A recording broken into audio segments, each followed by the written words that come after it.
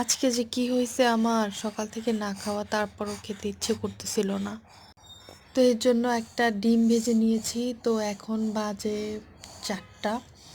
তো ডিম ভেজে নেওয়ার পরে হচ্ছে পেঁয়াজ দিয়ে মরিচটাকে পুড়েছি, লবণ দিয়ে ভালো করে মেখে তারপরে জল দিয়ে একদম ভালো করে চটকায়া চটকায়া ভাতটারে মাখছি। কারণ হচ্ছে আমার যখন হচ্ছে কিচ্ছু খেতে ইচ্ছে করে না, তখন আমি এই রকম করেই ভাতটা খাই, তাহলে একটু খেতে পারি। তো এই তো ভাতটাকে ভালো করে মেখে তারপরে হচ্ছে ডিম ভাজা নিয়েছিলাম। এরপরে হচ্ছে কালকে রান্না করা ছিল আলু, সিম দিয়ে চিংড়ি মাছ দিয়ে একটা তরকারি, যেটা আমি রান্না করেছিলাম।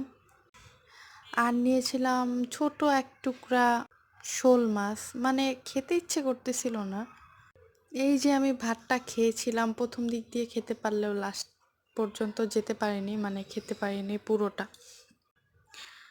ইদানিং আমি ভিডিও করতে পারতেছি না, কারণ হচ্ছে ভিডিও করার মতো ওই রকম ভালো সিচুয়েশন নাই।